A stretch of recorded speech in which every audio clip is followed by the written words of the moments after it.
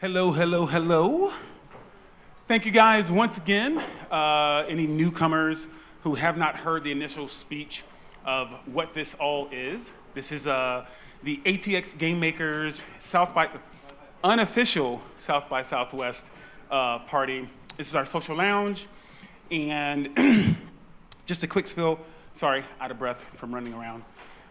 Just a quick spiel. ATX Game Makers is an organization that is focused on increasing the diversity in the games industry. And so we do this by way of mentoring, mock interviews, portfolio reviews, and just in general helping people either get into the industry or start making their own game and becoming a part of this industry. And so pretty fortunate to be partnering up with the folks at WRST. And so this is the WRST Collabs, so that's what this part of this building is. And so what they are is they provide NFT and Web3 solutions, and like they're one of the forerunners in that space. So if you definitely have some questions, definitely need to hit them up. And then on the other side of the building, they are Wursta. I always get that part wrong. Yeah. And so what they do over there is like Google Cloud services, but a little bit more. So they also offer like data migration and all of those extensive services. So definitely hit up the Wursta folks if you have like any of those super technical needs. But without further ado, I'd like to introduce Monji. He has been in the games industry for over 24 years, currently working at Zynga on the game Star Wars Hunters, which I totally did not forget. And so I will let you have the stage. All right, cool. Give it up for Donald, man. Thanks for the intro, yeah. So the talk is going to be called Opening Doors, Diversity in Video Games. We're going to talk a little bit about some heavy topics. There's going to be some stuff that we hit up early on. So just to sort of a heads up on that. Alex, you next slide me, man. Yeah, all right. So a little bit about me. I've been in the games industry for a long time.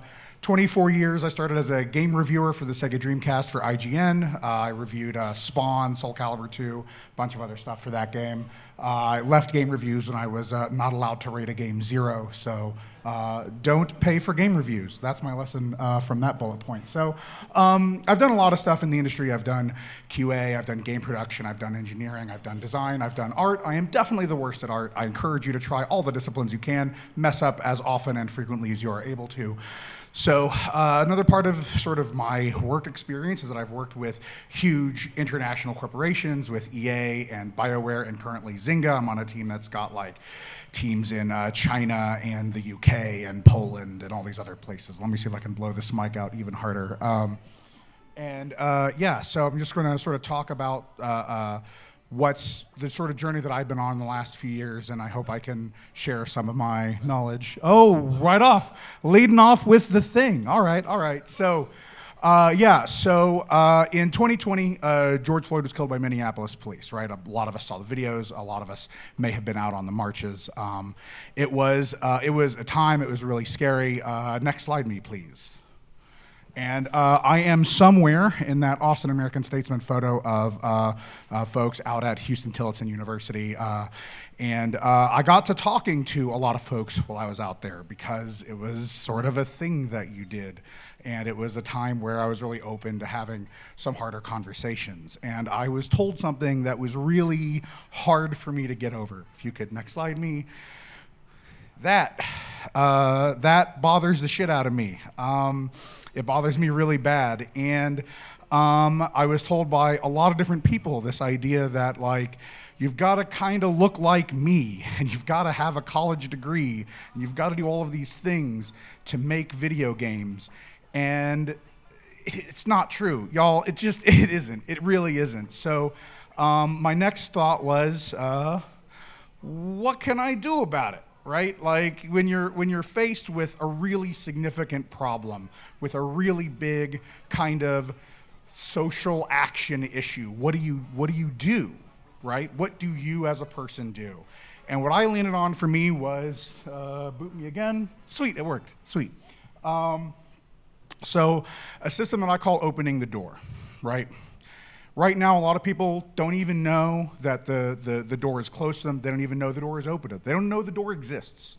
So the best thing I can do with all my years of experience and all the people that I can talk to is to make those paths a little bit easier, make that door open a little bit wider, make it just that easier for people to come into our industry and make fantastic games so I have fun stuff to do when I retire and stop doing all of this. Next slide, me. Point? We'll do a point? All right, we'll do that. All right, yeah. So I want to start off with careers and education because I think this is a place that people tend to get confused or tend to get some wrong ideas about. So the most important thing in video games is the stuff you've done, whether you're an engineer or an artist or a designer or a producer, the titles you work on, the titles you ship are way more important than anything else. Way more important than what school you went to, way more important than your GPA, way more important than if you have a GED or a college diploma. The stuff you have done, that's the important deal. That's it. And when I go out and talk to schools, so I've spoken with high schools and elementary schools, I've spoken to colleges, this is a thing I want to reinforce a lot. At every stage of your life, as you're learning, as you're growing, as you're developing these skills, it's easy to get caught in this trap of, I have to have this master's degree to get this job. I have to get this certificate program to get this job. That's just not the case. It really isn't. Sweet. It did not go. There we go. Another thing I want to talk about, this is a program that I've started to use really recently at my current title in Zynga. I work directly with Europe, but there are other opportunities. These are programs that young people, especially those who maybe don't have college access, who maybe don't have quite a lot of resources, these companies exist to partner up those people with tech companies, finance companies, gaming companies, to kind of get them in and teach them what it's like to work in a professional sort of tech environment, right? And I've found with the group that I've been working with over the past 8 months that, everything that you need to learn, at least in the QA discipline, is something that I can teach you on the job, right? There's very little that I need you to have ahead of time. And I think for any sort of junior role, a designer or a producer, even engineers to an extent, this is stuff you can learn on the job. These programs are really, really beneficial for that. So if you've not heard of them before, definitely encourage you to check them out. If you may be interested in them, check them out. They're a really good group to work with. Yeah, sweet. This is the harder one for me, was analyzing myself, because I was like, well, I'm a fairly woke dude. I kind of know what's going on. I kind of do the things, right? But then I sort of went, okay, well, if that was all true, why do I keep interviewing white guys? What's going on? What's happening? And so a friend of mine in academia recommended me, I got it on Amazon, The Radical King, which is a really good book, helped open my eyes up to some things that I had sort of in the back of my mind, but couldn't really address, couldn't really face. I learned about the importance of language from a tool called Textio. This is a free tool companies can use. I think companies have to pay, but you can check it out online.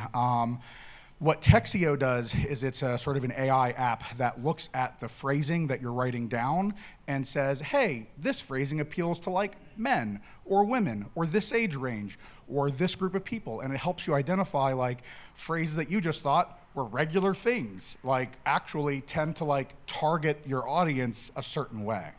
So that app was really, really helpful for me. There goes a table. I did not fall in it. This is not a wrestling show. But I found Textio really good. There are other apps like it. I highly encourage you to use these sorts of tools to help yourself, to help you recognize how the things that you say and the things that you do have an impact beyond what you think they do. And the last thing is, and I know this is going to sound really silly. I know it sounds silly. I know it sounds silly to everyone I've said it. The amount of interviews I've had that I've opened up by saying, hey, I use he, him pronouns. Can you tell me what pronouns you like to use? Most people, right, water off their back, not a big deal. For the people who are coming into the space, especially new, who are very nervous because you're interviewing at a large multi-billion-dollar gaming company, it's a very scary thing. Little bits of humanity like that help people feel comfortable and help you like have a really successful relationship with that person. And I have found that treating someone like a real human being from start to finish massively changes both your own professional reputation as well as your company's reputation. People that I've interviewed have gone on to recommend other positions at Zynga to their friends and have gotten people in the door. So treating people with that kind of respect really does have big benefits that pay out as you're building up and hiring a team. Can you next slide me? There's an animation here that will play when you click again. Yeah, there we go. Yeah, so this is how I open the door. This is how you get more people inside the industry, more people making games, and more people making fun experiences for everybody to play and chill out with. And yeah, that's actually it. I think we've got a Q&A slide after this. Boom, yeah, all right.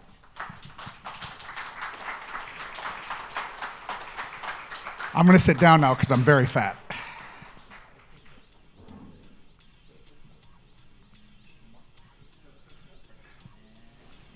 Test. Oh, There we go. any questions?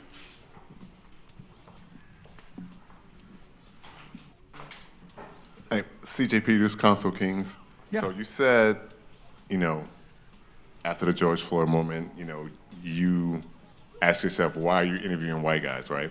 All the time. Mm-hmm. Did you take that to like your higher ups, and was that acted upon, or is it something you have to do individually to drag them along?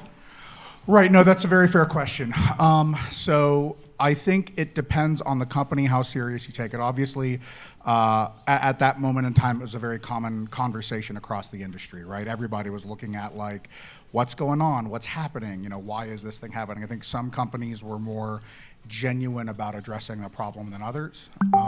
And in my experience, the most success I had was when I actually reached out to a lot of companies started having like diversity, equity, and inclusion offices after that. I would reach out to like VPs and chiefs and like guys in that organization and be like, here's what I'm doing.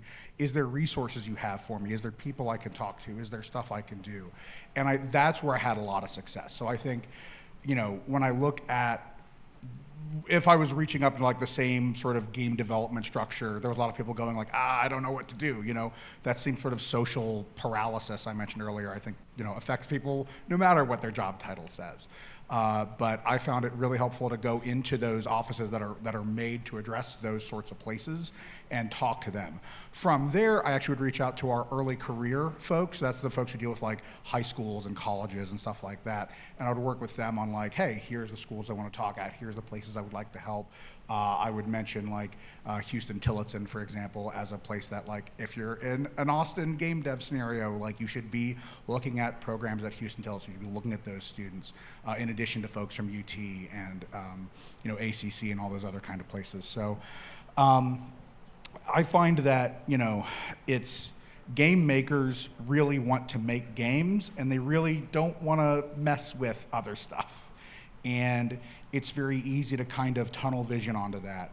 And if you want like a bigger or kind of more systematic change, you have to reach outside of that comfortable game development bubble and hit up people you might not normally speak to. Yeah. Did that answer your question? Was that helpful? Cool. Any other questions? Don't be shy. Crickets. All right.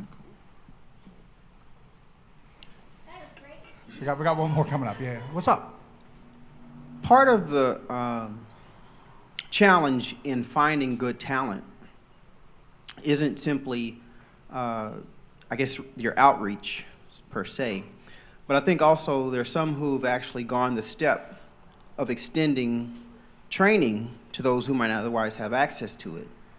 And I know you don't want to become your own full-blown university or training center, but how do you bridge that? I mean, or what do you find more effective? Because at the end of the day, it isn't just you want a body. Mm-hmm. You don't want to just virtue signal and be performative. Yeah. You want to have outcomes. Mm-hmm. And you want that talent to perform in ways that achieves desired effectives beyond just diversity for the diversity's sake. Yeah. Yeah, no, that's a fair point. So cards on the table, long ball. My plan is to retire into academia and teach all the stuff I know. So that's like my direct path, right?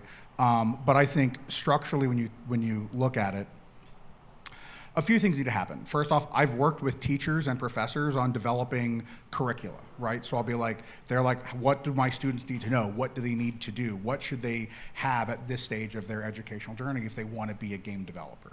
I will sit down and talk with them, right? I can't teach a class because I have to make a bunch of video games before I go be a teacher, right? But I can work with teachers. I can help them develop the curricula. I can show them the books that I've read or the books that my other, game dev friends recommend as like, here's, oh, you want to be a game designer, read this book. You want to be an engineer, here's this book, right? When I'm working with colleges, it's a lot more discipline specific because there's obviously engineering schools are very interested in game programming, but there's art schools who are very interested in game art and stuff like that. And you're not going to have like a one size fits all solution to any sort of real human problem. You're going to have to customize it a bit as they grow and figure out what they want to do and figure out what specialties they want to fall in.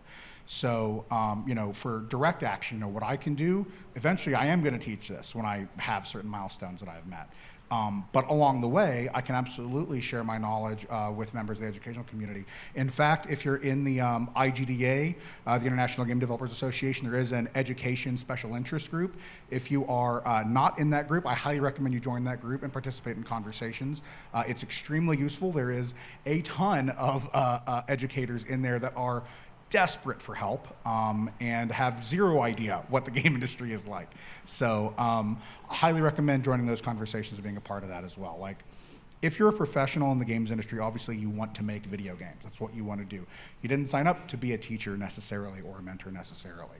But, when we look at this kind of issue, which is the overwhelming dominance of, a certain breakup in the games industry.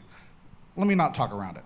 The games industry is obviously overwhelmingly white and male, and the way that you address that is by going into spaces where there aren't a lot of white males and going, hey, you can go do this too, and enabling the people who are already in those spaces to pass that information along, enabling them to give training that you might not be able to give. Does that answer your question? Is that helpful? Right on, right on. Who's up? Who's next? Boom. Hey, I was wondering, what are the biggest challenges for creating good games, and what should an inspiring game developer know about that? Good is a very loaded term in quality assurance. So I think the biggest hurdles that I have seen, there's obviously the technical skill set, right? So if you want to make a 3D game, you need 3D artists, you need a 3D engine. If you want to make a multiplayer game, you need people who know like peer-to-peer or server client matchmaking. So there's obviously technical skill sets. The most important skill I have seen employed in my time is communication. So, which I swear, I know it sounds corporate. I know it sounds like boring pablum. I get it. But I'm telling you, like, the ability to be frank and honest and professional and not take things personally, not take things as an attack, the ability to get people on the same page as you so they understand what you're trying to do, the ability to be honest without being hurtful, that's what actually gets things done. I've had my own flameouts. I've had points where I've gotten really mad at somebody and I've said like, I can't work with you anymore. I can't do this. And that didn't help. That didn't improve the situation at all. But learning how to talk to someone and be really clear to them about like, this is what I need, this is when I need it, this is why I need it. Sort of leveling up that sort of written and verbal skill, tremendously, tremendously important if you want to lead teams to success. And sort of the other big hurdle that I have noticed in my time is that, games are an increasingly global, increasingly, when I started many years ago, games were sold to pretty much white suburban kids, right? White suburban kids had white suburban parent money and they spent it on video games. And that was the market. That was the market going back to the Atari. That was the market going back to the NES. That was the market in the even into the PlayStation era. However, as gaming has become more democratized through the use of mobile phones, streaming platforms, you don't have the same group of people you're trying to sell a video game to. You're trying to sell it to a global audience of men and women and various beliefs and various things that they want to do.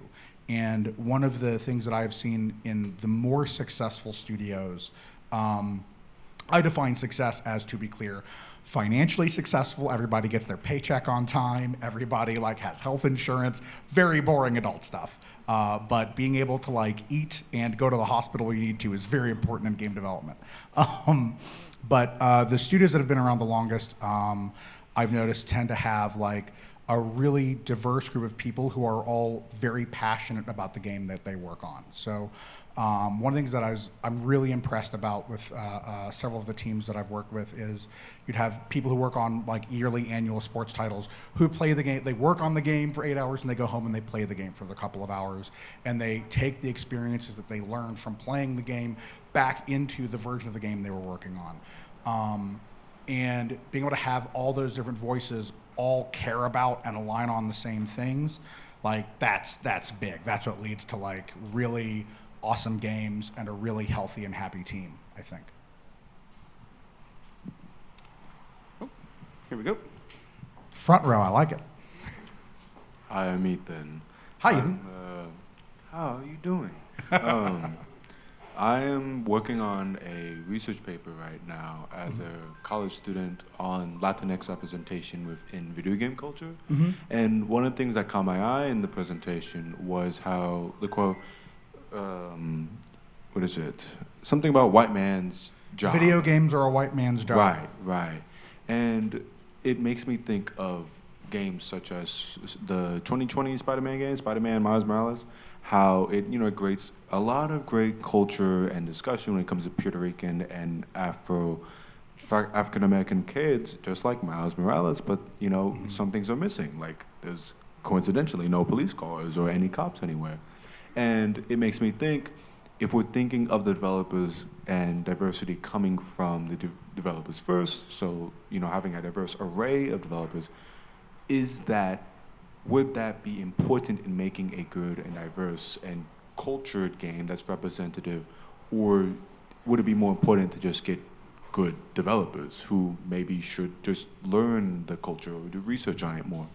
No, that's an excellent question. I also encourage you to check out a game. I think it's Infamous Second Son. It was a PS4 launch title developed with a crowd out up in Seattle with help of the native community out there on the West Coast. And it has a lot of stuff that is very specific to that region that they got, shockingly, because they worked with people in that culture and in that community. So on your first point, representation is important. I know it's a corporate-y thing to say in modern America, but it really is.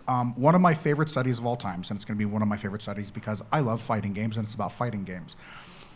Street Fighter II has more diverse cultural representation than any other fighting game ever made.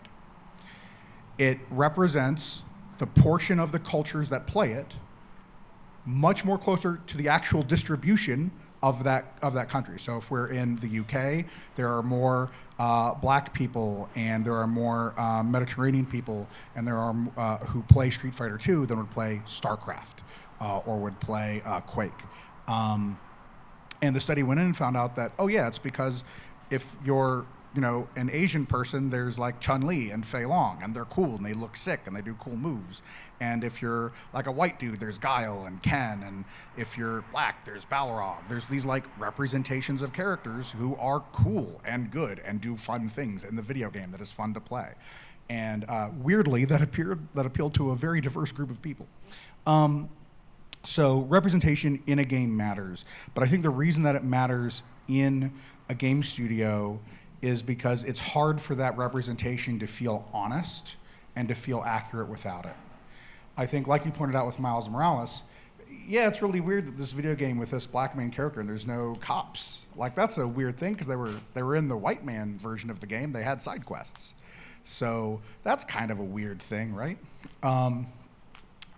And I think that's why you really want to focus on, if you don't have those voices inside your studio and don't empower them to speak up and have the ability to speak up and go, raise their hand in an all hand and go, hey, this is kind of weird. Could we do something else? Hey, this is a really cool thing my team did. Can we get this in? Without that ability, I think you're going to really struggle to create diverse games that will appeal, in the future, that will get the kind of player bases that, video games nowadays need to succeed.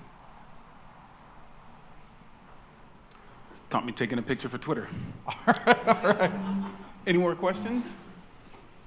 Oh, way in the back and in the way- front. We got two. I'm gonna walk it out. Yep. Yeah. I'll be hanging out after this for anybody who wants to. I'll pick a couch or something. It'll be cool. Hi. Do you have any advice for solo devs or very small teams that don't have a lot of diversity in their team, especially if you're a single person, to still have a good way to include and make games that are diversive and inclusive? Reach out to people who aren't you. Reach out to I really like as a solo dev or small indie, talk to schools, talk about, there's kids who want to be game devs, will be happy to play test your stuff. UT does regular play tests, definitely talk it up with them. There's for those of you who are of drinking age, there is the Game Developers Beer Night, which is organized on Facebook. You can reach out there. There's a lot of folks there who are willing to help out.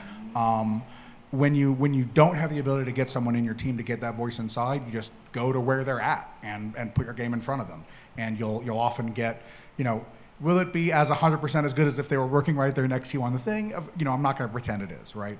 But it will get you the information and the sort of feeling that you need, I think. All right, last one. For now. Until later.